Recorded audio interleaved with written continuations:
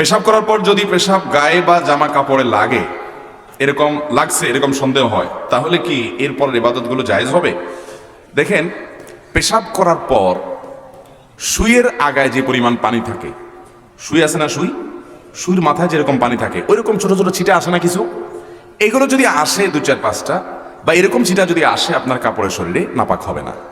এটার কারণে নাপাক, এটার কারণে অহেতুক পেরেশান হবে না। তবে এগুলো যেন না আসে তার জন্য সতর্ক থাকতে হবে, কারণ ফাইন্না আম্মাতা আযাবিল কবরি মিনহু, নবী সাল্লাল্লাহু আলাইহি ওয়াসাল্লাম বলেছেন ইস্তানজিহু মিনাল বাউল, পেশাব থেকে তোমরা বেঁচে থাকবা, সতর্ক থাকবা, কারণ বেশিরভাগ কবরের আযাব পেশাব থেকে অসতর্ক থাকার কারণে এবং চগলখুরি একজনের কাছে আরেকজনের কাছে লাগানোর জন্য, সবার কাছে যায় ভালো থাকে পিছনে বদনাম করে, এই চরিত্রের কারণে আর এই পেশাব থেকে অপবিত্র থাকার কারণে বেশিরভাগ কবরের আযাব হয়। এই জন্য পেশাবের ফোঁটা থেকে বাঁচিয়ে রাখার চেষ্টা করবেন।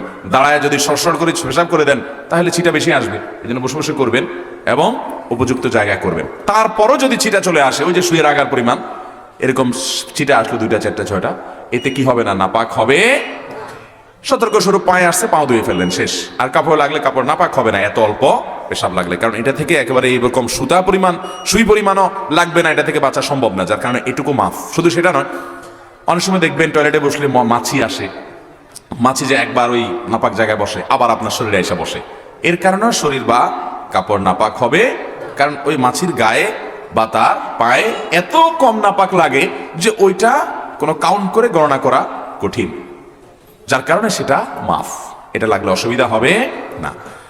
এর বাইরে যদি মনে করেন পেশাব অনেক বেশি লেগে গেছে, একেবারে 1-1.5 পরিমাণ আরো বেশি লেগে গেছে, এরকম নিশ্চিত হন, তাহলে তো নাপাক হবেই। তাহলে যে জায়গা নাপাক আছে ওই জায়গা ধুয়ে ফেললে আপনি নামাজ পড়তে পারবেন। আবার অনেকের আছে লাগে নাই কিন্তু তার সন্দেহ হয়েছে, যেমন প্রশ্ন যিনি করছেন উনি, অনেকের আছে এটাকে বলা হয় সূচিবায়ুর রোগী, আছে না এই রোগ, যে লাগছে মনে হয়, এই মনে হয় দিয়া নাপাক হবে না, এই মনে হয় কোনো বেল নাই, এটার পাত্তা দেওয়া যাবে না। এরকম সন্দেহ রোগের কারণে অনেকে দেখবেন ওযু করতে আধা ঘন্টা সময় লাগে, আছে না নাই, ওযু করতে আধা ঘন্টা সময় লাগে কেন? তার সন্দেহ হয় মনে হয় একটু শুকনা রয়ে গেছে। হাদিসে আসছে 3 বার ধুইতে, সে 30 বার ধোয়ার পরও তার সন্দেহ থাকে আরো, এটা সন্দেহের রোগী, এই সন্দেহকে পাত্তা দেওয়া যাবে। আপনি 3 বার ধুইবেন, ডলবেন, এরপরে যদি আপনার মনে বলে যে মনে হয় শুকনা রয়ে গেছে, ওরে বলবেন তুই দূর হ, আমি হাদিস অনুযায়ী 3 বার ধুইছি, অতএব আল্লাহর সাথে আমি বুঝুম, যা, কোনো টেনশন নেই, টেনশন করবেন না। এই অতিরিক্ত টেনশন করতে অনেকে ওযু করতে করতে নামাজ শেষ হয়ে যায়, জামাত শেষ হয়ে যায় 1 রাকাত 2 রাকাত, আছে না নাই? মুখে নিয়ত, এটা তো পড়া কোনো নির্দেশ করা না দিছে নাই। আমি একবার এক ব্যক্তিকে দেখলাম নামাজের পাশে দাঁড়াইছে জামাতে, আমার পাশে আসা, সে নাওয়াইতুয়ান পড়তে পড়তে এই অর্ধেক পড়ে আবার শুরু থেকে পড়ে, হয় নাই মনে হয় আবার পড়ে, এসব করতে করতে ইমাম বেচারা রুকুতে যায়, রুকুতে উইটা দাঁড়াই হয়ে গেছে, আর সে নামাইতের মধ্যেই পড়ে গেছে, যেটা পড়ারই কোনো নির্দেশ ইসলামে নাই। তো যাই হোক, কোন প্রকার সন্দেহের রোগকে গুরুত্ব দেওয়া যাবে। হ্যাঁ, আপনার প্রায় এরকম হয় না, হঠাৎ করে মনে হচ্ছে পেশা ভিজা এবং কাপড়টা মনে পড়ে গেছে, সন্দেহ হচ্ছে, তাহলে ওটাকে ধুয়ে ফেলান, বাস, শেষ। আর যে ছিটার মতো পড়ে ওইটার কারণে নাপাক হবে না। রাতে যখন আমাদের স্বপ্নদোষ হয় তখন স্বপ্নদোষ হওয়া মাত্রই কি আমাদের গোসল করে ফেলতে হবে নাকি ফজরের নামাজের আগে করলে হবে? স্বপ্নদোষ হলে, গোসল ফরজ হলে সাথে সাথে করাটা আবশ্যক নয়, ফজরের আগে করলে হয়ে যাবে। কিন্তু গোসল ফরজ হওয়ার পর যদি আপনার ঘুম ভেঙে যায়, আপনি উঠেন, তাহলে আপনি আবার ঘুমাইতে চাচ্ছেন, গোসলটা পরে করতে চাচ্ছেন, তাহলে ওযু করে তারপর ঘুমাবেন, এটা হলো সুন্নাহ। যদি ওযু ছাড়া ঘুমায় যান বড় গুনাহ হবে না, কিন্তু সুন্নাহর খেলাফ হলো, অনুত্তম হলো কাজটা। আর ফজরের আগে তো আপনাকে অবশ্যই গোসল করতে হবে। হস্তমৈথুন ও জেনার গুনাহ কি একই? এর থেকে বাঁচার উপায় কি? হস্তমৈথুন এটা গুনাহ, এ ব্যাপারে পৃথিবীতে কোনো আলেমের দ্বিমত নাই, উল্লেখযোগ্য। হস্তমৈথুন গুনাহ এবং কবিরা গুনাহ, হাত দিয়ে, নিজের হাত দিয়ে নিজে এই হারাম এবং নোংরা কাজ করা, এটা গুনাহ। কিন্তু জেনা যে এটাও গুনাহ হলেও জেনার মতো এটা সমান পর্যায়ের গুনাহ না, কিন্তু গুনাহ, ওইটাও কবিরা এটাও কবিরা, এটাকে হালাল মনে করার কোনো কারণ নাই বা হালকা মনে করার কোনো কারণ নাই, এটাও জঘন্য অপরাধ। তবে তুলনা করলে জেনার অপরাধের মাত্রা বেশি হবে। বিয়ের পর মহারণা পরিশোধে শরীয়তের বিধান কি এবং পরিশোধ না করে মৃত্যুবরণ করলে তার শাস্তি ভোগ করতে হবে কিনা? অবশ্যই শাস্তি ভোগ করতে হবে। বউয়ের মোহর আদায় করা ছাড়া মরে যাবেন আর শাস্তি ভোগ করতে হবে না, কিভাবে মনে করছেন? বউ বেচারি তার মোহর যে ঠিক করেছেন এটা দিতে হবে। আল্লাহ বলেছেন ও আতুন্নিসা সাদকাতিহিন্না নিহলা, মহিলাদের মোহর এটা তাদের প্রাপ্য অধিকার হিসাবে আদায় করে দিবা, পরিশোধ করে দিবা। আপনি যদি না দেন তাহলে গুনাহগার হবেন, মরে গেছেন, কিয়ামতের মধ্যে দেখবেন যে বিবি সাহেব এসে চোখের সামনে খাড়াইছে, আপনি মনে করবেন আপনাকে আই লাভ ইউ বলতে খাড়াইছে, বলবে মিয়া দুনিয়াতে যে মোহর দাও নাই চান, ওই মোহরের মামলার জন্য আল্লাহর কাছে চলো, বিচার হবে, এখন কেউ ছাড় দিবে না। ইয়াউমা ইয়াফিরুল মারউ মিন আখিহি ওয়া উম্মিহি ওয়া আবিহি ওয়া সাহিবাতিহি স্ত্রী থেকে স্বামী পলায়ন করবে সেদিন, কেউ কাউকে ছাড়বে না। এই জন্য বাবারে মোহর আগে ভাগে দিয়ে দিবেন। যদি নগদে দিতে না পারেন কিস্তিতে দিয়ে দিয়ে শোধ করবেন, তারপরেও দিতে। ধূমপান করার পর যদি মসজিদে ঢুকে নামাজ পড়ে তাহলে কি তাদের নামাজ আদায় হবে? ধূমপান করা এটা গুনাহের কথা। ওয়ালা তুলকু বিআইদিকুম ইলা তাহলুকা, তোমরা নিজেদেরকে ধ্বংসের দিকে ঠেলে দিও না, সেটাই করা হয় এখানে। নিজের ক্ষতি করা হয়, নিজের ধ্বংস টেনে আনা হয়, এটা না যায় যেমন গুনাহ, এবারে কোনো সন্দেহ নেই। কিন্তু ধূমপান করলে সেই ব্যক্তি মসজিদে আর যাবে না, ব্যাপারটা এরকম না। সে পরিষ্কার করে মুখের দুর্গন্ধ দূর করে ভালো করে কুলি করে মেসওয়াক করে ব্রাশ করে তারপরে মসজিদে যাবে। কারণ তার দুর্গন্ধ নিয়ে যদি মসজিদে যায় তাহলে মসজিদে মানুষগুলোর কষ্ট হবে কি হবে না? আপনারা রাগ করিয়েন না, যারা ধূমপান করেন এমন বিশ্রী গন্ধ মুখ থেকে হয় যে করে, আমার মনে হয় বেচারা সবসময় টের পায় না। অনেক সময় দেখা যায় এরকম ধূমপানকারীদের আশেপাশে থাকলে মনে হয় যে এই বেচারার সাথে না থেকে একটা নর্দমা ড্রেন থাকতো ময়লা আলা, সেটাও ভালো ছিল। আছে না নাই? বিশ্রী গন্ধ, আশেপাশে দাঁড়ানোর মতো অবস্থা থাকে না। নবী করিম সাল্লাল্লাহু আলাইহি ওয়াসাল্লাম বলেছেন তাতাআজ্জাল মালায়েকা বিমা ইয়াতাআজ্জা বিহি বনু আদম, মানুষ যেসব গন্ধের কারণে কষ্ট পায় ফেরেশতারা এসব গন্ধের কারণে কষ্ট পায়। এজন্য মসজিদে কাঁচা পেঁয়াজ খেয়ে যেতে নিষেধ করা হয়েছে হাদিসে, কারণ কাঁচা পেঁয়াজের কারণে মুখে দুর্গন্ধ হয়। রান্না করাটা খেয়ে যেতে পারেন, ভাজাটা খেয়ে যেতে পারেন, কাঁচাটা খেয়ে মসজিদে যাবেন না। তার মানে কাঁচা খাওয়ার পরে দুর্গন্ধ মুখে থাকলে ওটা দূর করে তারপরে মসজিদে যাবেন। অতএব ধূমপানকারী মসজিদে যাবে কিন্তু এটা পরিষ্কার করে তারপর যাবে, আর ধূমপান ছেড়ে দেওয়ার নিয়ত করবে। কোন কোন কাজ ও আমল করলে আল্লাহর ওলি হওয়া যায় এবং আমি যে ওলি হয়েছে তা বুঝবো কিভাবে? দেখুন, আল্লাহু ওয়ালিয়ুল্লাযীনা আমানু, যারা আল্লাহর প্রতি ঈমান আনছে, আল্লাহ বলছেন আল্লাহ তাদের ওলি, বন্ধু, অভিভাবক। ওলি শব্দের অনেক অর্থ আছে। তো আল্লাহর ওলি হওয়ার জন্য প্রথম কাজ হলো আল্লাহর প্রতি ঈমান আনতে হবে। কি করতে হবে ভাই? ঈমান আনতে হবে। তাহলে আল্লাহর সাথে আপনার গোলামীর সম্পর্কের পাশাপাশি বন্ধুতার সম্পর্ক আপনি স্থাপন করার মতো সৌভাগ্য অর্জনকারী মানুষ হওয়ার পথে আগাতে পারবেন। ঈমান থাকতে হবে। নাম্বার 2, যে কোনো হারাম কাজ থেকে বেঁচে থাকতে হবে। হারাম কাজ থেকে, যেই কোনো হারাম কাজ থেকে বেঁচে থাকবেন, আল্লাহর ফরজ কাজগুলো করে চলবেন, আল্লাহকে সন্তুষ্ট করার পথে আগাবেন। ইনশাআল্লাহ আপনি আল্লাহর ওলি হওয়ার পথে আগায় যেতে পারবেন। এখন কথাটা, আল্লাহর ওলি হয়েছেন কিনা বুঝবেন কিভাবে? ভাই, আপনি বোঝার উপায় হলো আপনি ঈমান আকীদা ঠিক রাখতে পারতেছেন কিনা, কবিরা গুনাহ ছাড়তে পারছেন কিনা, ফরজ কাজগুলো করতে পারছেন কিনা, আল্লাহর নির্দেশগুলো মানতে পারতেছেন কিনা। আলহামদুলিল্লাহ, আপনি মুত্তাকি হয়ে যাচ্ছেন, আপনি আল্লাহর নির্দেশগুলো মানতে পারছেন, হারাম থেকে বেঁচে থাকতে পারতেছেন। এটাই আলামত যে আপনার আল্লাহর ওলি হওয়ার পথে আপনি আগায় যাচ্ছেন, আল্লাহর নেককার মানুষ হওয়ার পথে আগায়া যাচ্ছেন।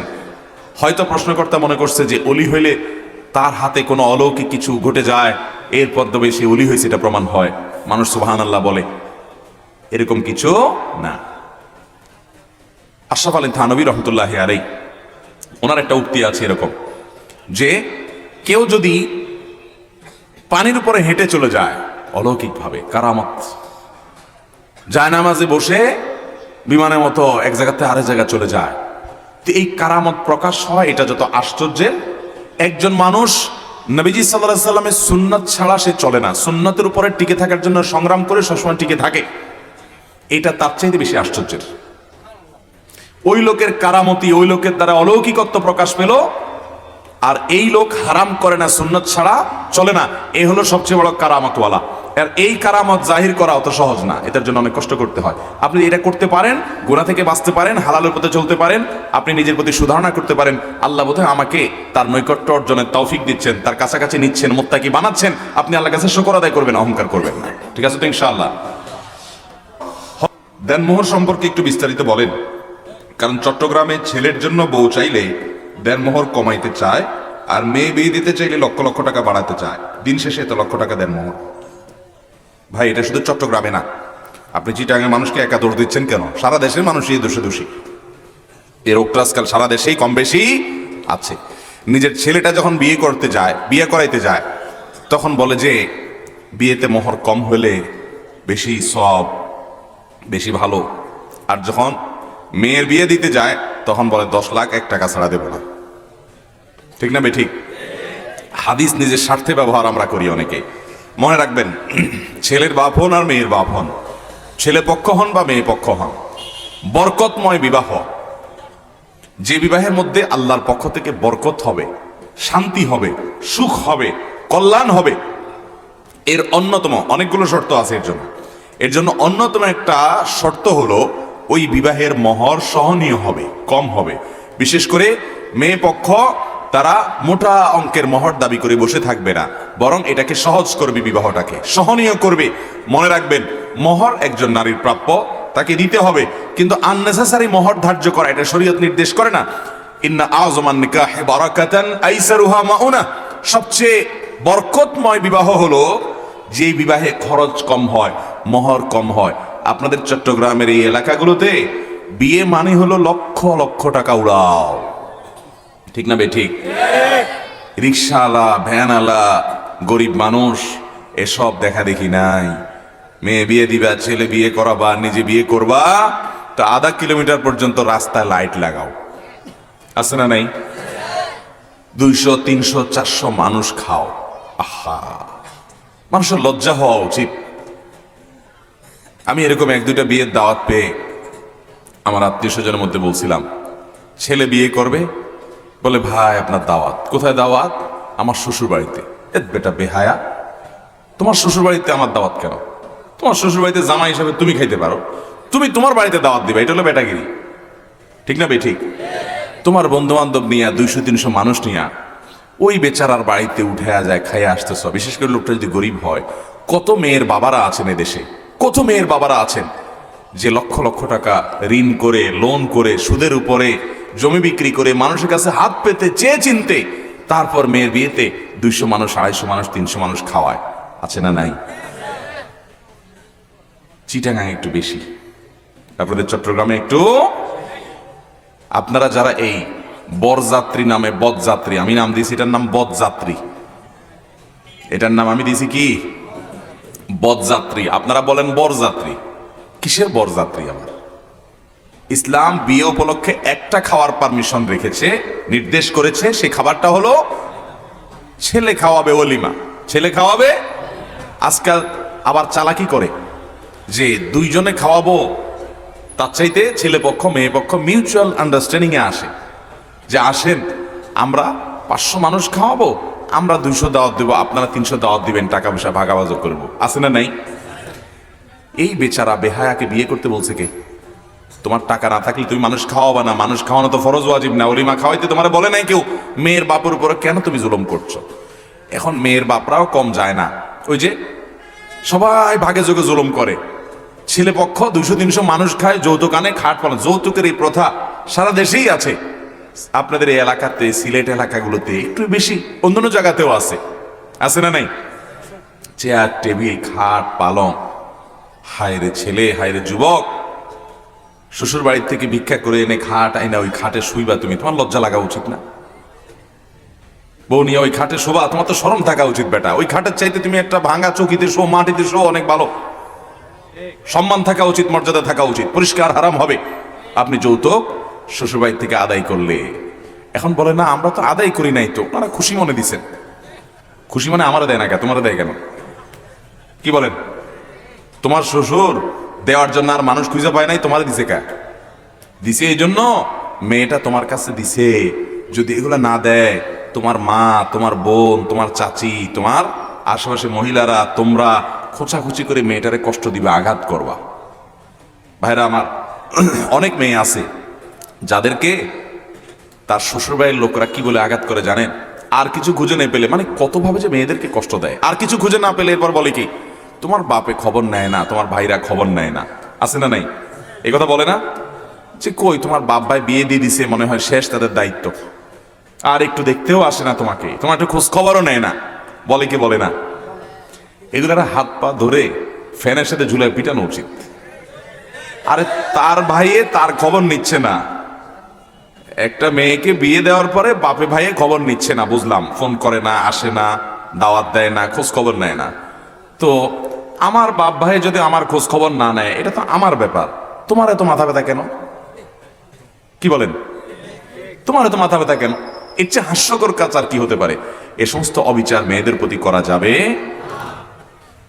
আমি চট্টগ্রামে প্রশ্ন উত্তর করলে মহিলাদের প্রশ্ন পড়তে পড়তে পড়তে ক্লান্ত হয়ে যায়। আমি গত মাসে কক্সবাজারে অন্য কোথায় একটা প্রোগ্রাম ছিল, একজন মেয়ের 3 পৃষ্ঠা চিঠি, আমি পুরোটা পড়তেও পারি না, সাথে নিয়ে নিয়ে ঘুরতেছি। খুব কষ্ট লাগে এই প্রশ্নগুলো পড়লে। ভাইরা আমার, অনেক মুরব্বী আছেন, ইয়া লম্বা দাড়ি, কপালে কালো দাগ হয়ে গেছে সেটা দিতে দিতে, কিন্তু বৌমারে খোঁচানি বন্ধ হয় না, আছে না নাই? ব্যয়ের বাড়ির কাছ থেকে আপনার আম, কাঁঠাল, তারপরে যায় আপনার সেমাই, চিনি, কোরবানির গরু, ছাগল, এগুলো আদায় করার জন্য খোঁচাখুচি করে। বৌমা ওই যে অমুকের পাশের বাড়ির বৌমা, তার বাপরা এই পাঠাইছে, সে পাঠাইছে, শোনায় শুধু। আছে না না এই রোগগুলা? এই সমস্ত ছোট রোগী দূর করতে হবে। যুবকরা জাগতে হবে এবং যৌতুককে জাদুঘরে পাঠাতে হবে। এটা আমাদের সমাজে টিকতে দেওয়া যাবে। কিন্তু এটা যেরকম জুলুম ছেলে পক্ষ করে, আবার মেয়ে পক্ষের জুলুম হলো এক বস্তা মোহর দাবি করে বসে থাকে। আছে না নেই? আরে বাবু, তুমি মেয়ে বিয়ে দেওয়ার জন্য যে ছেলেটার সাথে বিয়ে দেওয়া ঠিক করছো, ওই বেচারার বেতন হলো 20,000, 30,000, 25,000। তুমি জানো এটা, যাই না শুনেই ছেলের সাথে বিয়ে দিচ্ছ। আবার বলতেছো মোহর লিখতে হবে 10,01,000 টাকা। 10,00,000 টাকা তো বেচারার পেটে পড়া দিলেও বাইর হবে না। তাহলে তুমি তার কাছ থেকে এই যে মোহর দাবি করছো, এটা জুলুম, এটা অন্যায়, এটা অন্যায্য, এটা ন্যায্য হতে পারে। বিয়েকে সহজ করতে হবে। নবী করিম সাল্লাল্লাহু আলাইহি ওয়াসাল্লাম বলেছেন যে খায়রুস সিদাক আইসারু, সবচেয়ে উত্তম মোহর হলো যেটা সহজ হয়, সহনীয় হয়, যেটা আদায় করতে ছেলের কষ্ট না হয়, সহনীয় পর্যায়ে থাকে। হ্যাঁ, আল্লাহ তাআলা কাউকে সামর্থ্য দিয়েছেন অনেক টাকা, সেই স্ত্রীকে মোহর হিসাবে BMW দিয়ে দেখ, কোটি কোটি টাকা দিয়ে দেখ, তার ব্যাপার তার আছে। কিন্তু নাই, তাও বেশি। কেন বেশি ধরে? যাতে বিয়েটা টিকে, যাতে ছেলে ওই মোহর দেওয়ার ভয়ে যেন বউরে তালাক দিতে না পারে। মোহর বিয়ের জন্য কোনো রক্ষা কবচ সিস্টেম নয়। মোহর এটা নারীর অধিকার, দিয়ে দিতে হবে। ওই বছর রাতের আগে আগে মেয়েকে ওটা দিয়ে দেওয়া উচিত। দেখা যায় যে ওইটা দেওয়া হয় না। এই যে একটু আগে মাহফিল ছিল, সেখানে জিজ্ঞেস করলাম মোহর কে কে দিছেন। শত শত হাজারো মানুষ, এর ভিতরে হাত উঠছে 3টা বা 4টা। এখন এখানে হাত তুললেও একই অবস্থা হবে। অতএব বাপের পুতের মতো মোহর যেটা ধরবেন ওটা দিয়ে দিবেন। এবং মেয়ের বাপ যদি বেশি মোহর ছাড়া মেয়ে বিয়ে না দেয়, বিয়েই করবেন না প্রয়োজন। কথা কি বুঝাতে পারছি? ওনার মেয়ে উনি টাকা দিয়ে বিক্রি করুক। মেয়ের বাবারা বিয়েকে সহজ করবেন। জেনা আজকাল ব্যাপক হয়ে গেছে, কারণ বিয়ে কি হয়ে গেছে? কঠিন হয়ে গেছে। আল্লাহ আমাদেরকে বোঝার তৌফিক দান করুন। মোহরকে সহজ করবো তো ইনশাআল্লাহ। অতএব মোহর অতিরিক্ত ধার্য করা এটা উচিত নয়। এটা রীতিমতো জুলুমের পর্যায়ে চলে যায় যখন সেভাবে আমরা এটা করি। এখন এই মোহরের ব্যাপারে ওই যে বললাম শুরুতে, ছেলের বাপ হলে একরকম, মেয়ের বাপ হলে আরেক রকম। ছেলের বাপ হলে হাদিস বেশি বেশি শোনায় যে মোহর কম হলে বরকত হবে, মোহর কম হলে বরকত হবে, জিকির করতে থাকে। ওই একই লোক যখন নিজের মেয়েটা বিয়ে দেয়, বলে না ভাই সাহেব, এখন আজকাল তো এত কম মোহর আছে, 50 লাখের নিচে নইব। ঠিক না ভাই? ঠিক। আল্লাহ আমাদেরকে বোঝার তৌফিক দান করুন। আমি সব জায়গায় বলি একটা কথা, এখানে অনেক বাবাজিরা আছেন, আমার বাবার বয়সী অনেক লোক আছেন। এই লোকগুলোর বিয়েতে মোহর কত টাকা ছিল জিজ্ঞেস করেন। চাচা, আপনার বিয়েতে মোহর কত ছিল বলেন বাবা? হ্যাঁ না, তাই আপনি বেশি আগের না মানুষ। 20,000 টাকা মোহর তো অনেক টাকা। হ্যাঁ, ওই যে এক চাচা আছে, কত মোহর কত ছিল? 450 টাকা মোহর ছিল চাচা। 150? ওই দেখেন, চাচার বিয়ে 150 ছিল। কি চাচি কি এখন বিয়ে? চাচা এদিক তাকান, 150 টাকার বিয়ে তো বেশি দিন টিকার কথা না। ঠিকছে বিয়ে? আপনার বিয়ে ঠিকছে বাবা? চাচি কি বেঁচে আছেন? বাঁচি আছে তো? আল্লাহ বাঁচায় রাখ। দেখেন, 150 টাকা দিয়ে বিয়ে করছে। বিয়ে টিকে না টিকে? টিকে। আর 10 লাখ টাকা দিয়ে বিয়ে দিচ্ছে, কিন্তু টিকে না, মেড ইন চায়না মালের মতো শুধু ভাঙে। তাহলে বোঝা গেছে মোহর এক বস্তা ধরলেই বিয়ে টিকবে না বাবারা। বিয়ে টিকবে যদি আল্লাহর বরকত সেখানে। ওই চাচার বিয়ে যে 150 টাকা মোহর ধরছে, আপনারা বলবেন তখনকার 150 টাকা। বুঝলাম তখনকার 150 টাকা, এখনকার 10 লাখ টাকা তো না। 150 টাকা কি আর এখনকার 10 লাখের মধ্যে এত পার্থক্য? আপনার বয়স আর কত হবে? 60-65 এর বেশি না। তাহলে হ্যাঁ, ও বাজি 75। আচ্ছা ঠিক আছে, আচ্ছা 75ই ধরলাম। তো 75 হলে 60 বছর আগে যদি উনি বিয়ে করে থাকেন, বা 50 বছর আগে যদি বিয়ে করেন, তো 50 বছর আগে 150 টাকা এখন কি 10 লাখ টাকা সমান? এত বেশ কম তো হওয়ার কথা না। অথচ বিয়েতে বরকত হয়েছে। আমি তো অনেক মুরব্বী পাইছি বলে যে বিয়ে আমার বাবা 10 টাকা মোহর ছিল, 20 টাকা, 50 টাকা ছিল। বুঝলাম 50 টাকা, তখন 50 টাকা 1 বিঘা জায়গা পাওয়া যাইতো, বুঝলাম। কিন্তু সেটা আজকালকার 50 লাখ টাকা মোহর যে ধরা হয়, এত তারতম্য তো ছিল না। তাহলে অল্প টাকা মোহর থেকেও বিয়েগুলো টিকছে, শুধু টিকছে না, ওই চাচার জিজ্ঞাসা করেন চাচির লগে এমন মহব্বত হয়েছে, ওইটা সুপারগুলো আঠার মতো, ওইটা মেড ইন চায়নার মতো মহব্বত টিকছে।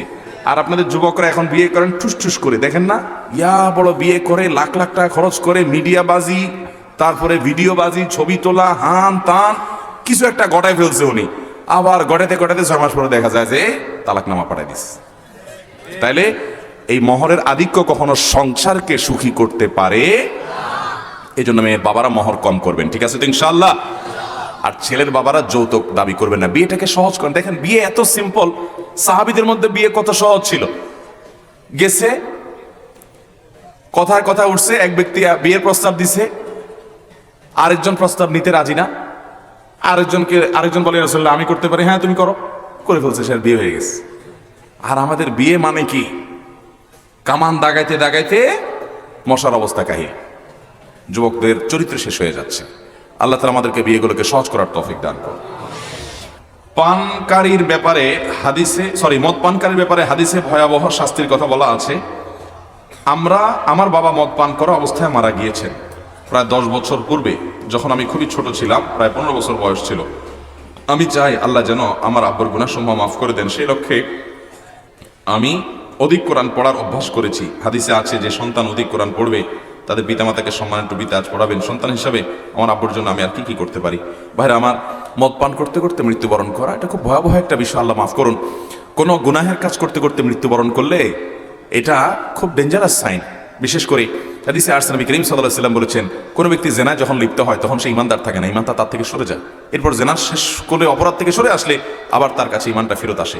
তো এই জন্য ভয়ঙ্কর ব্যাপার। তারপরও এরকম কোনো মানুষও দুনিয়া থেকে গেলে তার জন্য আমাদের মাগফিরাতের দোয়া করতে হবে। একেবারে মুশরিক এবং কাফির অবস্থায় মারা গেলে যেরকম দোয়া করা যায় না, এরকম না। বিধায় আপনি আপনার বাবার জন্য দোয়া করবেন, চোখের পানি ফেলবেন, দান সাদেকা করবেন, আল্লাহ রাব্বুল আলামিনের কাছ থেকে ক্ষমা পাইয়ে দেওয়ার জন্য আপ্রাণ চেষ্টা করবেন। আল্লাহ রাব্বুল আলামিন ইনশাআল্লাহ কবুল করতে পারেন, তাকে মাফ করতেও পারেন। একবারে ক্ষমার যোগ্য হয়ে গেছে ব্যাপারটা সেরকম নয়। আমি একজন কম্পিউটার অপারেটর। কেউ যদি কারো কাছ থেকে সুদে টাকা ধার নেয় এবং এ সংক্রান্ত দলিল কম্পিউটারে কম্পোজ টাইপ করে দেওয়া লাগে, কিংবা সুদী প্রতিষ্ঠানের কাগজপত্র ফটোকপি করতে হয়, তাহলে এটা করা যাবে কিনা? না ভাই, এটা করা যাবে না, এটা করা যাবে না। মুশকিল হলো ফতোয়া দেওয়া সোজা, মাসালা দেওয়া সোজা, বাইরে আমল করা অনেক কঠিন। যে বললাম, দুনিয়াটা মুসলমানদের জন্য দিন দিন বড় হচ্ছে না ছোট হচ্ছে। যেখানে যাবেন, চাকরি করতে যাবেন ঘুষ লাগবে, ডাক্তারি করতে যাবেন 2 নম্বরই করতে হবে, ইঞ্জিনিয়ারিং করতে যাবেন 2 নম্বরই করতে হবে, নিজের জন্য না করেন আরেকজনের জন্য করতে হবে। মুদি দোকানদারি করতে যাবেন, সিগারেট বেচা লাগবে না, কাস্টমার আসবে না। আপনি বিদেশে যাবেন তো মদ সার্ভ করতে হবে, উপায় নাই। মানে পদে পদে হারাম আর হারাম। ভাইরা আমার, এই হারামগুলো থেকে নিজেকে বাঁচিয়ে চলা এটা রীতিমতো যুদ্ধ, এটা রীতিমতো সংগ্রাম। এই সংগ্রাম সবাই করতে পারে না, কিন্তু সংগ্রাম করতে হবে যদি আপনাকে জান্নাতে যেতে হয়। জান্নাতে তো সহজ না। এই জন্য আল্লাহ বলেছেন সূরা মায়দা 2 নম্বর আয়াতে, ওয়ালা তাআওয়ানু আলাল ইসমি ওয়াল উদওয়ান, পাপ গুনাহ সীমা লঙ্ঘনের কাজে একে অন্যের সহযোগিতা করবা। কেউ অন্যায় করবে, আপনি তাকে সহযোগিতা করতে পারেন। সুদের কারবার করা এটাকে হালাল না হারাম? এই হারাম কাজটার জন্য আপনি দলিল লিখে দিচ্ছেন, আপনি সহযোগিতা করছেন। সুদের সাথে যতজন সংশ্লিষ্ট হয় সবার প্রতি আল্লাহ লানত নাজিল হয়। নবী সাল্লাল্লাহু আলাইহি ওয়াসাল্লাম বলেছেন, লাআনাল্লাহু আকিলার রিবা ওয়া মুকিলাহু ওয়া কাতিবাহু ওয়া শাহিদাই। সুদ খায় যে, সুদ দেয় যে, সুদের লেখা লেখে যে, সুদের সাক্ষী যে থাকে, সকলের প্রতি আল্লাহ লানত নাজিল হয়। অতএব আপনি সুদের দলিল লিখলে আপনার উপরে আল্লাহ লানত নাজিল হবে। বিনয়ের সাথে কাস্টমারকে বলে দিবেন, ভাই সরি আমার একটা অসুবিধা আছে, এটা অন্য কোথাও আপনি করে নেন, শেষ। আপনি অ্যাভয়েড করবেন, উপার্জন একটু কম হবে, কষ্ট করে চলতে হবে। বাবারে, জান্নাতটা তো সহজ না, অনেক স্যাক্রিফাইসের বিনিময়ে আপনাকে জান্নাত পেতে হবে। আল্লাহ তৌফিক দান করুক মেনে চলার। ব্যাংক থেকে আমার বাবা ঋণ নিয়ে মারা গেছেন, আমাদের অজান্তেই তিনি এই কাজটি করেছেন। এখন কি এই ঋণ শোধ করা আমাদের উপরে বাধ্যতামূলক? যদি আপনার বাবার পরিত্যক্ত সম্পদ জমি জমা রেখে যায়, অবশ্যই আপনাদের উপরে বাধ্যতামূলক বাবার ঋণ তার জমি জমা বিক্রি করে আগে শোধ করবেন। এরপরে থাকলে ভাগ করে নেবেন, আর না থাকলে নাই, শেষ। অনেক সন্তানরা এটা করে না। আপনার বাবা মারা গেছেন, তার ঋণ আছে, শুধু ঋণ থাকুক আর যে ঋণই থাকুক, সন্তান হিসাবে আপনার দায়িত্ব হলো যিনি মারা গেছেন ভদ্রলোক আপনার বাবা, তার সম্পদ বিক্রি টিক্রি করে, জমি জমা গর্বের সব বিক্রি করে হলেও আগে তার ঋণ শোধ করবেন। এরপরে থাকলে আপনারা ভাগ নেবেন। কথাকে বুঝাতে পারছি? যদি তার কিছুই না থাকে বা তার যা সেগুলো বিক্রি করলেও ঋণ শোধ হয় না, তাহলে সেক্ষেত্রে অতিরিক্তটা শোধ করা আপনাদের উপর আবশ্যক না। কিন্তু বাবা মার প্রতি এহসান এবং সদাচরণের অংশ হিসেবে, আপনি সুসন্তান হিসেবে, বাবা মাকে খুশি করা আপনার জন্য ইবাদত, সেই হিসাবে আপনি আপনার সাধ্য অনুযায়ী অবশ্যই বাবা মার ঋণ পরিশোধ করার চেষ্টা করবেন। শেষ প্রশ্ন, কর্মচারীর টাকা না দিয়ে মসজিদ মাদ্রাসা দান করলে হবে কিনা? এটা হবে গাছের গোড়া কেটে আগায় পানি দেওয়ার মতো। গাছের গোড়া কাটি কি করা, আগে পানি দেওয়া। আমাদের দেশে অনেক লোক আছে দেখবেন যে কাজের লোকের বেতন দেয় না, কর্মচারীদের বেতন দেয় না, মসজিদে 10,000, মাদ্রাসায় 20,000, মাহফিলে 50,000 দেয়। আমরা হুজুররাও বলি মাশাআল্লাহ, হাজী সাহেব 50,000 টাকা দান করছে, বলেন সুবহানাল্লাহ, আপনারা বলেন সুবহানাল্লাহ। ওই যে আবার সুবহানাল্লাহ। অনেক লোক আছে দেখবেন কর্মচারীর বেতন দেওয়ার খবর নেই, উনি বাইতুল্লাহ ইতিকাফ করতে গেছেন, আছে না নাই? এগুলোর গাছের গোড়া কেটে আগে পানি দেওয়া। বাবারা ভালো করে বুঝে রাখেন, মানুষের হক ঠিক মতো আদায় করেন, ঘন ঘন উমরা করা লাগবে না রে বাবা। মসজিদ মাদ্রাসা দান করতে না পারলে গুনাহ হবে না আপনার, কিন্তু আপনার কর্মচারীর বেতন দেন না। আজকে কক্সবাজারে একটা হোটেলে খাওয়ার পর, খাবার হোটেলের এক কর্মচারী দৌড়াইতে দৌড়াইতে আমার পিছিয়ে আসছে। আমার তখন যমুনা টেলিভিশনে লাইভ 3:30 ঢুকতে হবে, 5-7 মিনিট দৌড়ে আমি যে লাইভে ঢুকবো, বলতেছি হুজুর হাঁটতে হাঁটতে শুনেন আমার দরকারি কথা, আপনারা আর পাবো কিনা। কি বলবা ভাই বলো? বলে যে ভাই আমাদের এই হোটেলটার মালিক আপনার পরিচিত, আমি জানি, গতকালকেই তার সাথে পরিচয় হয়েছে, হোটেলে নাম্বার নিলাম। তো কর্মচারী ওটা দেখছে, দেখে বলছে আমাদের মালিকের সাথে কালকে আপনার পরিচয় হয়েছে, নাম্বার নিলেন, দেখলাম হুজুর এই লোক আমাদের বেতন ঠিকঠাক মতো দেয় না, আমরা যে টিপস টুপস পাই, মানুষ ফাও দেয় টাইজে, এই জন্য সে আর বেতন দেয় না আমাদেরকে। এমনকি বাবুর্চিদেরকেও দেয় না, তারা তো টিপস পায় না, টাইম মতো বেতন দেয় না, মারে ধরে, অত্যাচার করে। আপনি একটু কষ্ট করে তারে বুঝায়েন। আমি বললাম ইনশাআল্লাহ, আমি দায়িত্ব নিলাম, আমি ইনশাআল্লাহ তাকে বুঝাবো, নসিহত করব। শ্রমিকের অধিকার নিয়ে আমাদের অনেক বক্তব্য আছে, সেগুলো লিঙ্ক দিব, আল্লাহর ভয় দেখবো। আমি এই ভদ্রলোককে কাছে পেয়ে তাকে একেবারে বুকে হাত দিয়ে আমি চেষ্টা করছি বোঝানোর, ভাই সব থেকে যাবে, আজকে মরে গেলে মাটির নিচে আপনাকে পুঁতে আসবে ভাই, ওই কর্মগুলো চলে যাবে যেগুলো নিয়ে যাচ্ছে। বাবারা, ভাইয়েরা, মানুষের হক আদায় করেন, খুব বেশি দান দক্ষিণা না করলেও চলবে। অনেক লোক আছে দেখবেন ইয়া দান করে, হুজুরদেরকে হাদিয়া তোফা খাওয়ায়া দাওয়ায়া, হুজুররাও নারায় তাকবীর সুবহানাল্লাহ মাশাআল্লাহ আলহামদুলিল্লাহ মারহাবা পড়তে পড়তে মুখে ফেনা তুলে ফেলে। কিন্তু মানুষের হক নষ্ট করলে আমার মতো মৌলবী কেন, ওই মক্কা মদিনার ইমাম সাহেবদেরকে আনাইয়া সবার দিয়ে নারায় তাকবীর বলাবেন, 2 পয়সার কোনো ফায়দা হবে না। কথা কি বুঝাতে পারছি? মানুষের হক ঠিক মতো আদায় করেন, এরপর আপনি অল্প স্বল্প যা করেন সেটা কবুল হবে, গ্রহণযোগ্য হবে। সবাই চেষ্টা করবো না ইনশাআল্লাহ? কোনো মানুষের কোনো হক যেন আমার কাছে, বাবা মারা গেছে, সম্পদে বোনের হক আছে না নাই?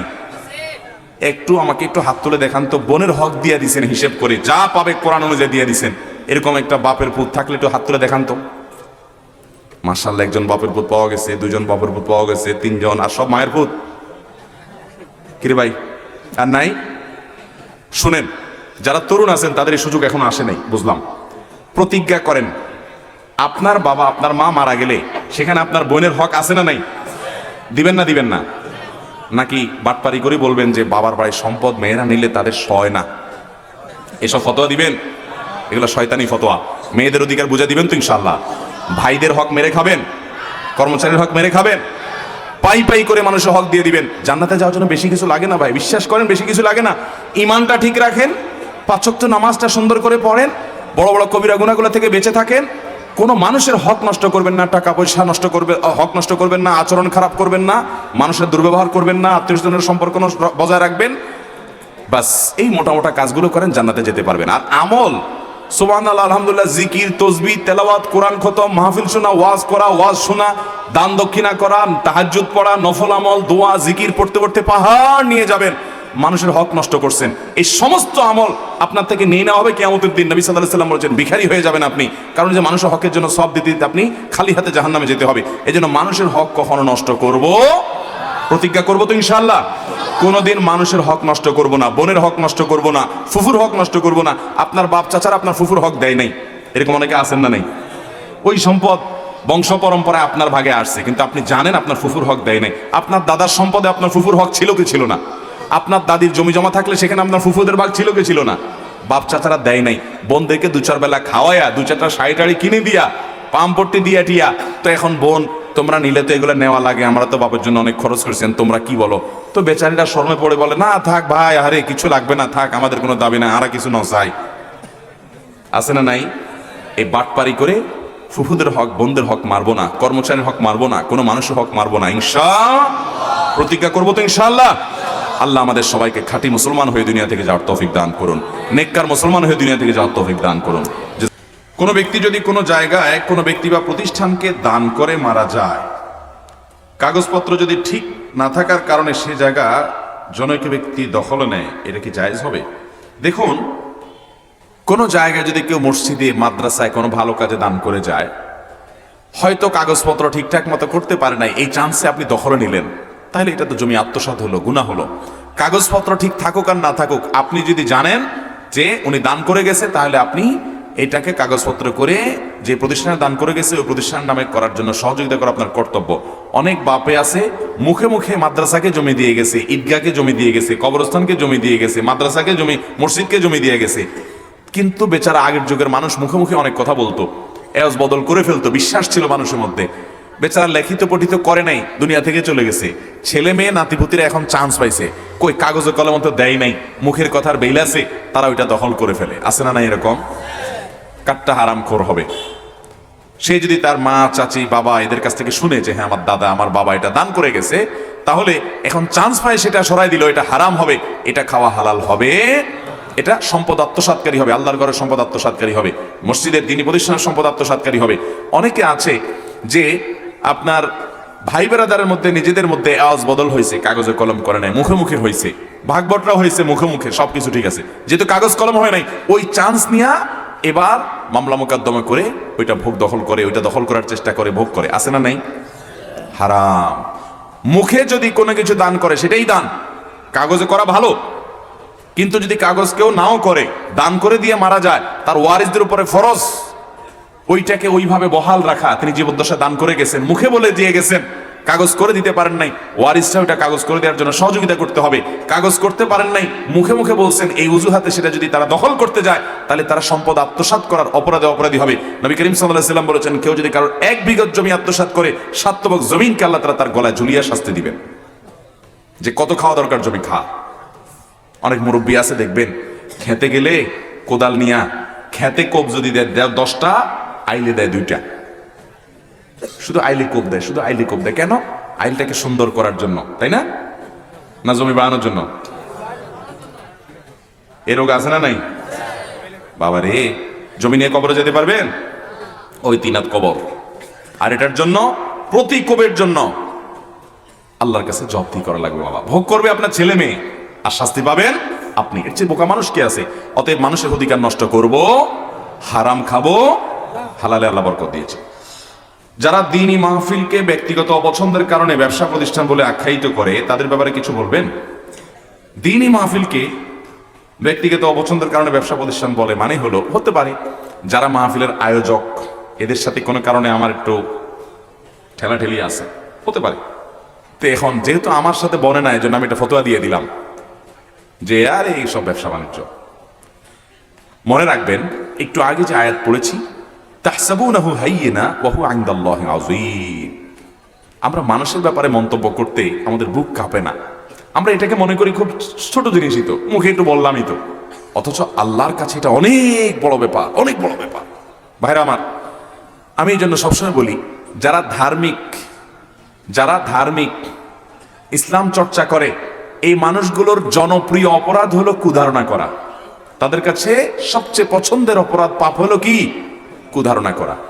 অমুক মনে হয় তলে তলে তমুকের দালাল, অমুক মনে হয় আমার শত্রু তমুকের বন্ধু, অমুক মনে হয় তলে তলে এই উদ্দেশ্যে এটা করছে, ওই উদ্দেশ্যে এটা করছে। মানুষের নিয়তে হাত দেওয়া, মানুষের অন্তরে হাত দেওয়া, মানুষের কলবে হাত দেওয়া। অনেক ইসলাম চর্চাকারী, অনেক ইসলাম পালনকারী, নামাজি, কালামি, দাড়িওয়ালা, দিনদার, পরেশগার, কোরআন হাদিস জানা মানুষ, অনেক হুজুররা পর্যন্ত পাবে লিপ্ত। ঠিক না বেঠিক? বাবারে, নিজের চরকা তেল দেন। কিয়ামতের ময়দানে যখন আল্লাহ রাব্বুল আলামিন আপনার আমলের ভান্ডার খুলবেন, সেদিন দেখবেন হাজার হাজার লক্ষ লক্ষ পাপের বোঝা এক ব্যক্তিকে আল্লাহ তাআলা হাজির করবেন, এবং তার বদামলগুলো যে লেখা হয়েছে, ফেরেশতারা যে লিপিবদ্ধ করেছেন, সেগুলা এত বড় হয়েছে যে দীর্ঘ জায়গা দখল করে বসে আছে, যতদূর চোখ যায় এইরকম জায়গা পর্যন্ত চলে গেছে। ভাইরা আমার, এরকম বদামলের পাহাড় আপনার আমার হয়ে আছে, আমরা জানি না ভাই কত ভাবে হচ্ছে, প্রতিনিয়ত হচ্ছে। ভালো কথা বলি, ওয়াজ করতে যে গুনাহ করে ফেলতেছি, ভুল কিছু বলতেছি, উদ্দেশ্য খারাপ হচ্ছে, আলোচনা পিছিয়ে লাগছি, গুনাহ হচ্ছে, করতেছি ভালো কাজ হচ্ছে গুনাহ। নামাজ পড়তে যে গুনাহ হচ্ছে, উদ্দেশ্য মানুষের বাহবা নেওয়া, তাড়াহুড়া করে নামাজের হক নষ্ট করা, আমি দান করতে গিয়ে শিরিক করতেছি, মানুষের কাছে বাবা পাওয়ার ধান্দা করতে শিরকে আসগর করতেছি, দানবীর হওয়ার ধান্দা আমার। ভাইরা আমার, কত কত পাপ আমার আমল নামায় হচ্ছে, আমি আরেকজনের চরকে তেল দিচ্ছি। ডক্টর খন্দকার আব্দুল্লাহ জাহাঙ্গীর রহমতুল্লাহ বলতেন, বাবারে সারা জীবনে 4 রাকাত নামাজ খুঁজে বের করতে পারবেন যে বুকে হাত দিয়ে বলতে পারবেন এই 4 রাকাত নামাজ আমার শতভাগ পারফেক্ট হয়েছে, একটুও মনোযোগ অন্যদিকে যায় নাই, পরিপূর্ণ মনটা আল্লাহকে দিয়েছি, সুন্দর করে নামাজ পড়েছি, এরকম 4 রাকাত নামাজ পাওয়া কঠিন হবে। 4 রাকাত নামাজে দাঁড়ালে 4000 চিন্তা মাথায় আসে। আল্লাহর কাছে নিবেদন করার মতো 4 রাকাত নামাজও ফ্রেশ আমি তো পড়তে পারি না সারা জীবনে, কি নিয়ে আল্লাহর কাছে যাব সেটা বলার মতো কিছুই আমার নাই। আমি আছি অমুকের পিছনে তমুকের পিছনে, এর গোষ্ঠী উদ্ধার করতেছি, ওর চরিত্র হরণ করতেছি, ওর দোষ ধরতেছি, ওর মানুষের চর্চা পরচর্চা ছাড়া কিচ্ছু নেই। বিশেষ করে কুধারণার চর্চা আজকে ঘরে ঘরে জনে জনে জনে জনে, ঠিক না বেঠিক? আল্লাহ তাআলা আমাদেরকে বেঁচে থাকার তৌফিক দান করুন। ইয়াকুম আয-যান ফাইন্নায যান্না আকযাবুল হাদিস, তোমরা কুধারণা থেকে বেঁচে থাকবে, কারণ এটা সবচেয়ে বড় মিথ্যা। কত মানুষ সম্পর্কে আপনি কুধারণা করেছেন, আসলে বাস্তবে উল্টা। আপনার কাছে মনে হচ্ছে 2 2 4, এভাবে আপনি দেখছেন, অথচ তলে তলে দেখা যাচ্ছে ভিন্ন কোনো কিছু আছে। আছে না? না এরকম? এই জন্য আমরা কখনো কেউ দিনই কোনো কাজ করলে, ভাই নিজে আপনি ভালোভাবে কাজ করেন, আরেকজনের পিছনে কেন লাগছেন? আরেকজনের পরে কুধারণা কেন করছেন? আরেকজনের পরে জাজমেন্টাল কমেন্ট করার অধিকার আপনাকে কে দিয়েছে? আল্লাহকে ভয় করেন এবং দিনই প্রতিষ্ঠান, দিনই কাজ, দিনই কোনো আয়োজন, ওয়াজ মাহফিল হোক অন্য কিছু হোক, কুধারণা করতে যাবেন না। স্পষ্ট কোনো অন্যায় পেলেন ভিন্ন কথা, কিন্তু যোগ বিয়োগ করে একজন মানুষকে খারাপ সাব্যস্ত করবেন, এটা জায়েজ নাই। অনেক মসজিদ, অনেক মাদ্রাসা দেখবেন আমাদের দেশে এই সমস্ত কুধারণার কারণে ভেঙে 2 টুকরা হয়ে যায়, 3 টুকরা হয়ে যায়। আছে না নাই? আপনাকে নেতা বানাইছে, সভাপতি বানাইছে, তাহলে সব ঠিক আছে, আর নাহলে ওটা ব্যবসা হয়ে গেছে। আছে না নাই? আপনারা সেক্রেটারি সাহেব বানাইছে, কেশিয়ার সাহেব বানাইছে, তাহলে ঠিক আছে, মাশাআল্লাহ, হ্যাঁ দিনের কাজ। আপনার মন মতো হয় নাই, এবার পিছে লেগে গেছে। আছে না নাই? আল্লাহ আমাদেরকে পিছে লাগার আগে থেকে বেঁচে থাকার তৌফিক দান করুন। লা তাদাবারু ওয়ালা তাহাসাদু ওয়ালা তাবাগাদু ওয়া কুনু ইবাদাল্লাহি ইখওয়ানা, একে অন্যের পিছে লাগিও না, শত্রুতা করিও না, হিংসা করিও না, তোমরা আল্লাহর বান্দা ভাই ভাই হয়ে থাকো। ভাইরা আমার, সাহাবায়ে কেরামের একটা অন্যতম বৈশিষ্ট্য ছিল, তাদের মনগুলো খুব সহজ সরল ছিল। আকাল্লুহুম তাকাল্লুফান, তারা সবচাইতে বেশি তারা সরল ছিলেন, তাদের ভিতরে কোনো কৃত্রিমতা ছিল না। আজ আমরা ইসলামের নামে বিরোধিতা করা, অন্যের পেছনে লাগাটাকে হালাল করে নিয়েছি। ডক্টর আব্দুল্লাহ জাহাঙ্গীর বলতেন, এর মাধ্যমে আমরা প্রবৃত্তির পূজা করি, আমার মন আমাকে গোলাম বানায় এই সমস্ত অপকর্ম করা, এটা ইসলামের কোনো খেদমত হয় না। অতএব আমি কি করছি সেটা আরেকজনের ব্যাপারে জাজমেন্টাল কমেন্ট করে তার অন্তরে হাত দিয়ে গুনাহ করব না। ইদানিং মাহফিলে দেখি এক আলেম আরেক আলেমকে কাফের বলে গালি দেয়, যদি তার মধ্যে কোনো কুফরি না থাকে তাহলে যে বলল সে তার কি হবে, এ বিষয়ে যথাযথ আশা করছি। দেখুন, কাউকে কাফের বলা এটা খুব দায়িত্বশীল একটা ব্যাপার। নির্দিষ্ট ব্যক্তিকে নাম ধরে কাফের বলা এটা তো বড় জটিল ব্যাপার। তার ভিতরে কুফরি পাওয়া গিয়েছে, সেটার কারণে সে কাফের হতে পারে কিনা, কাফের বলার জন্য মূলনীতি আছে, সেটা কতটা কি পাওয়া গেছে না গেছে, এগুলো নিরূপণ করা ছাড়া হুটহাট করে একজন মুসলমানকে বদধারণা করে বা তাকফিরের মূলনীতি অ্যাভয়েড করে যদি আপনি কাফের বলে দেন, তাহলে এটা খুব বড় ধরনের অপরাধ এবং গুনাহ। নবী সাল্লাল্লাহু আলাইহি ওয়াসাল্লাম বুখারী বর্ণিত হাদিসে বলেছেন, কেউ যদি একজন আরেকজনকে কাফের বলে আর যদি কাফের না হয়, ফাকাত বা আবিহা আহাদুমা, তাহলে দুজনের একজন সেটা হয়ে যাবে। খুব ডেঞ্জারাস একটা ব্যাপার। কিন্তু এর মানে আবার ওই ব্যক্তিকে, ওই নির্দিষ্ট ব্যক্তিকে আপনি কাফের হয়ে গেছে ফতোয়া দিতে যাবেন না। আপনি আম উসুল বলবেন, মূলনীতি বলবেন শুধুমাত্র। ব্যক্তি বিশেষকে কাফের বলা তো সহজ না। হ্যাঁ, উনি একেবারে স্পষ্ট কুফরি বলেছেন, একবার দিনের আলোর মতো আল্লাহকে অস্বীকার করেছেন, এরকম কিছু যদি পাওয়া যায় তাহলে তো ভিন্ন কথা। কিন্তু বেশিরভাগ ক্ষেত্রে আমরা কুফরি বানাই, কাফির তাকফির করি, আমার নিজের পছন্দ অপছন্দের ভিত্তি করি। হাফেজ হওয়ার পর কোনো কাজে ব্যস্ত হয়ে ছেড়ে দিলে খারাপ দিক কি? এর কারণে কি গুনাহ হবে? হাফেজ হওয়ার পর যদি সে হিফজ ভুলে যায়, দুনিয়ার ধান্দায় ডুবে গিয়ে তেলাওয়াত ঠিক রাখে নাই, হিফজ ভুলে গেছে, এরকম হাফেজ আছে না নাই আমাদের দেশে? বুড়ি আছে না নাই? মনে রাখবেন, এটা গুনাহের কথা, এটা নাজায়েজ। যদি কেউ হিফজ শেখার পর, কোরআনের কোন আয়াত মুখস্থ করার পর, সূরা মুখস্থ করার পর, আল্লাহ মাফ করুন, অবহেলার কারণে সেটা ভুলে যায়, নিয়মিত পড়ে এটাকে স্মরণ না রাখে নিজে অবহেলা করে কোরআন তেলাওয়াত করেন, ছেড়ে দিয়ে রাখছে এবং দিতে একসময় ভুলে গেছে, তাহলে এটা গুনাহ। নবী করিম সাল্লাল্লাহু আলাইহি ওয়াসাল্লাম বলেছেন, বান্দার যত গুনাহসমূহ আছে এগুলো আমার সামনে উপস্থাপন করা হয়েছে, এর মধ্যে সবচেয়ে বড় পাপগুলোর ভিতরে একটা পেয়েছি আমি, যে কেউ কোরআন পড়লে যদি সে ভুলে যায়, এটা গুনাহ, এটা অপরাধ। এখন কথা হলো, কেউ তেলাওয়াত করে বেচারা, কিন্তু তার স্মৃতিশক্তি দুর্বল হয়ে গেছে, মনে রাখতে পারে না, তার কথা ভিন্ন, তার গুনাহ হবে না। এরকম হতে পারে না যে হেফজো করছে বেচারা কিন্তু স্মৃতিশক্তি নাই, ধরে রাখতে পারে না, তাহলে তার গুনাহ হবে না। কিন্তু অবহেলা করে কোরআন তেলাওয়াত না করার কারণে ভুলে গেছে, এটা কিন্তু গুনাহ। এরকম অনেক হাফেজ আছে, অনেক মানুষ আছে হাফেজ না, শুধু আমরা বিভিন্ন সূরা মুখস্থ করছি কিন্তু ভুলে গেছি। তো হাফেজ হওয়া জরুরি না, আপনি একটা সূরা মুখস্থ করছেন, আয়াত মুখস্থ করছেন, এরপর না পড়তে ভুলে গেছেন অবহেলা করে, এটা গুনাহের কথা। আল্লাহ যদি মুখস্থ করার ক্ষমতা তৌফিক দেয় তাহলে সেটাকে ধরে রাখারও চেষ্টা করতে হবে। হিন্দু মুসলিমদের মধ্যে বন্ধুত্ব কিংবা একসাথে চাকরিরত বন্ধুত্ব করা, তাদের খাবার খাওয়া বা তাদের বাড়িতে যাওয়া বা তাদের সাথে কথা বলা একজন মুসলমানের জন্য জায়েজ আছে কিনা? বাইরে আমার অন্য ধর্মের মানুষ হিন্দুদের সাথে যাওয়া আসা, কথা বলা, কাজ কারবার করা, ব্যবসা বাণিজ্য করা, কেনা বেচা করা, এগুলো সবই জায়েজ আছে। কিন্তু তাদেরকে আপনি অন্তরঙ্গ বন্ধুরূপে গ্রহণ করলেন, জিগরি দোস্ত বানায় ফেললেন। হ্যাঁ, আল্লাহর জন্য ভালোবাসা, আল্লাহর জন্য বৈরিতা, অপছন্দের যে মূলনীতি ওয়ালা এবং বরা, এটা তার খেলাফ হয়, এটা তার সঙ্গে সঙ্গতিপূর্ণ হয় না। এই জন্য আল্লাহ বলেছেন, লা তাজিদু কওমান ইউমিনুনা বিল্লাহি ওয়াল ইয়াউমিল আখির, যারা আল্লাহ এবং আখিরাতের প্রতি বিশ্বাস করে তুমি তাদেরকে দেখবা না, ইউআদ্দুনা মান হাদ্দাল্লাহ ওয়া রাসূলা, যারা আল্লাহ এবং তার রাসূলের বিরুদ্ধে বিদ্রোহ করেছে, অস্বীকার করে, কুফর করে, শিরক করে, এই লোকগুলোকে অন্তরঙ্গ বন্ধু গ্রহণ করতে দেখবা না ইমানদারদেরকে। এটা ইমানদারের সাথে কখনো শোভনীয় হতে পারে না। এমনকি তারা তাদের বাপ ভাই আপনজন হলেও এই জায়গা কখনো দেয় না।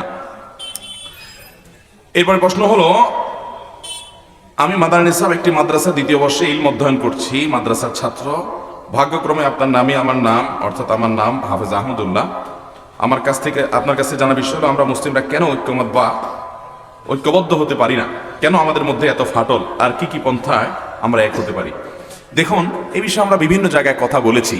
ভাইরা, এক হওয়ার মানে কিন্তু এটা না যে সব আলেমরা এক কথা বলবে, এটা কোনোদিন সম্ভব হবে না। আর এটা ইসলাম বলেও না যে এরকম ঐক্য হওয়া জরুরি। ডক্টর খন্দকার আব্দুল্লাহ জাহাঙ্গীর রাহিমাহুল্লাহ বলেছেন, ইত্তেহাদ মাআল ইখতিলাফ। আপনার সাথে আমার কোনো বিষয়ে ভিন্ন মত থাকবে, কোনো বিষয়ের ব্যাখ্যা আপনি একরকম বুঝবেন, আমি একরকম বুঝবো, এই পার্থক্য থাকতেই পারে। এরপরও আমাদের একটা ঐক্যের জায়গা আছে। আপনি আমার ভাই, আমি আপনার ভাই, আপনি আমার ভাই, আমি আপনার ভাই। এই ভ্রাতৃত্ববোধ মুসলমান হলে তার প্রতি থাকতে হবে। আপনার মায়ের পেটের ভাইয়ের সাথে আপনি শত্রুতা করেন না যদি সে ভুলভাল করে। আপনার একটা ভাই মদ খায়, কথার কথা, ধরুন উপমা স্বরূপ সে অন্যায় করে, আপনার মুখ লজ্জায় কেটে যায়, তারপর আপনার ভাই যেহেতু দুঃখ হয়, জেদ হয় তার প্রতি, কিন্তু তার ব্যাপারে বাহিরে আপনি বিষোদ্গার করেন না, কারণ আপনার ভাই উপর দিকে থুতু মেলতে নিজের মুখে পড়ে। অতএব যেই মুসলমানের সাথে আমার ভিন্ন মত আছে, সেই মুসলমান আমার ভাই কি ভাই না? তার ব্যাপারে আমি এরকম বিষোদ্গার করতে পারি। ভাইরা আমার, ডক্টর খন্দকার আব্দুল্লাহ জাহাঙ্গীর সেজন্য বলতেন, সব আলেমরা এক কথা বলবে, এই ঐক্য সম্ভব না, এটা হবে না কোনোদিন। মানুষ যতজন তত মত পার্থক্য থাকবে, বুঝের বেশ কম থাকবে, কিন্তু দরকার হলো যে আপনার সাথে আমার অমিল আছে মতের, তারপরও আমি জানি একটা জায়গা মিল না, হাজার জায়গা মিল আছে, সব দিক থেকে আমরা এক, পার্থক্য তো দুই একটা পয়েন্টে না, ঠিক না? ঠিক। আপনার আল্লাহ আর আমার আল্লাহ এক না দুই? আপনার রাসূল আর আমার রাসূল এক না দুই? আপনার কোরআন আর আমার কোরআন এক না দুই? আপনার কাবা আর আমার কাবা এক না দুই? দিনে 5 ওয়াক্ত নামাজ আমিও ফরজ বলি, আপনি বলেন কি বলেন না? রমজানের রোজা রাখা ফরজ, এই পুরা মাস রোজা রাখা ফরজ, আপনি কি আধা মাসে কথা বলেন? আপনি যদি মোটা মোটা বিষয় খাতা কলম নিয়ে বসেন, আমি চ্যালেঞ্জ করে বলতে পারি, যেগুলোকে আমরা অনেক বড় বড় করে দেখি, বেশিরভাগ ক্ষেত্রে দেখবেন আপনি এমন কোনো মত পার্থক্যই নেই। ছোট ছোট ইস্যু যেগুলো নিয়ে সাহাবীদের মধ্যে এই ধরনের বিষয় মত পার্থক্য ছিল, বুঝের বেশ কম ছিল, কিন্তু কখনো তারা কেউ কারোর শত্রুতার মতো এরকম জায়গায় তারা যেতেন না। কিন্তু আমাদের ছোটখাটো বিষয় নিয়ে আমরা আরে বাপরে বাপ, পারলে গোষ্ঠী উদ্ধার করে ফেলে, ঠিক না বেটি? ঐক্য কেমনে হবে? আপনি তালেবেলের মানুষ প্রশ্ন করেছেন। ভাইরে, আমি ব্যক্তিগতভাবে ডক্টর খন্দকার আব্দুল্লাহ জাহাঙ্গীর রাহিমাহুল্লাহর কাছ থেকে, আরো অনেক ওলামাদের কাছ থেকে, আমার উস্তাজদের কাছ থেকে, আমার মুরব্বিদের অনেকের কাছ থেকে আমি শিখেছি যে কারোর বিরুদ্ধে বিষোদ্গার না করা। আমি যেটাকে সত্য সুন্দর মনে করছি সেটা আমি আমার মতো বলে যাওয়া, কোন মুসলমান ভাইয়ের সাথে দূরত্ব হওয়ার মতো কোনো কাজ আমি করব না। স্যার রহিমাহুল্লাহ ডক্টর আব্দুল্লাহ জাহাঙ্গীর বলতেন যে, বাবারে, সব মুসলমানদেরকে ধরে এক প্ল্যাটফর্মে বসাবো না, সবাই এক হয়ে আজকে এখান থেকে উঠবা, এত ক্ষমতা আল্লাহ আমার হাতে দেয় নাই যে সবাই আমার কথা শুনবে। তবে একটা জিনিস আমার কাছে আছে, মুসলমানদের মধ্যে এমনি অনেক দলাদলি, অনেক মতপার্থক্য আছে। আমার কোনো কথায়, আমার কোনো আচরণে ইচ্ছাকৃতভাবে ফাটল ধরানোর পায় তারা ষড়যন্ত্র, ইচ্ছাকৃতভাবে কারোর বিরুদ্ধে বলে বিষোদ্গার করে আবার নতুন করে ফাটল যেন না বাড়ে, সে ব্যাপারে আমি সতর্ক থাকবো। আমার জন্য আপনারা দোয়া করবেন, আল্লাহ যেন আমাকে সেরকম পথে চলার তৌফিক দান করেন। আমাদের দ্বারা ইসলামের উপকার না হোক, অন্তত ক্ষতি যেন না হয়। সবাই চেষ্টা করবো তো ইনশাআল্লাহ। আপনি যদি ইসলামের, মুসলমানদের ঐক্য চান, তাহলে হজম করতে হবে অনেক কিছুকে। ভাইরা আমার, কত মানুষ আমাদেরকে আঘাত করে, মানুষ হিসেবে আমাদের কষ্ট হয়, কিন্তু পরক্ষণে নিজের সাথে লড়াই করি, দিন শেষে সে আমার ভাই, হয়তো ভুল বুঝতেছে, কিন্তু আমার ভাই এমনও হতে পারে যে লোকটাকে আমি মনে করতেছি সে আমার শত্রু, হতে পারে কোনো নেকামল করে সে জান্নাতে আমার আগে চলে গেছে, তাহলে তো সে কপালওয়ালা, আমি কপাল পোড়া। একজন ইমানদার নিজেকে সবসময় দুর্বল ভাববে, অন্যকে সবল ভাববে। আল্লাহ আমাদেরকে সেরকম কলবওয়ালা মনওয়ালা হওয়ার তৌফিক দান করুন। ওয়াজ করা অনেক সোজা ভাই, আপনার বসা দিলে আপনি অনেক লম্বা লম্বা কথা বলতে পারবেন আমি যেরকম বলতেছি, কিন্তু এটা আমল করা অনেক কঠিন। আল্লাহ তাআলা দ্বিধা বিভক্ত মুসলমানদের মধ্যে ঐক্যের পথ যেন সুগম হয়, আল্লাহ আমাদেরকে সেরকম আচরণ, সেরকম মনের বড় প্রশস্ততা, এটা আল্লাহ তাআলা আমাদেরকে লালন করার তৌফিক দান করুন। সবাই চেষ্টা করবেন তো ইনশাআল্লাহ। সব মুসলমান ভাইয়ের ভালো গুণগুলো দেখবেন। যে আপনার একেবারে কাট্টা দুশ্মনী করে, ওই লোকটার মধ্যে আপনি একটু চেষ্টা করেন, অনুসন্ধান করেন, দেখবেন কিছু না কিছু ভালো পয়েন্ট আছে, সেগুলো নেওয়ার চেষ্টা করবেন। আমার জন্য দোয়া করবেন। আল্লাহ আমাদের সবাইকে মুসলিম মিল্লাতের ঐক্যবদ্ধ হওয়ার প্ল্যাটফর্ম, একটা প্ল্যাটফর্মে আসার বা যার যার প্ল্যাটফর্ম থেকে অন্তত কাঁধে কাঁধ মিলিয়ে কাজ করার মতো ইমানি শক্তি আমাদেরকে আল্লাহ তাআলা দান করুন। আজ গোটা পৃথিবীতে ইসলাম বিরোধী অপশক্তি সব এক, শুধু আমরা শত শত ভাগে বিভক্ত, টুকরা টুকরা কতভাবে করা যায় আমরা নিজেদেরকে করতেছি। আল্লাহ তাআলা আমাদের সবাইকে মাফ করুন, আমাদের ত্রুটিগুলো আল্লাহ তাআলা মার্জনা করুন।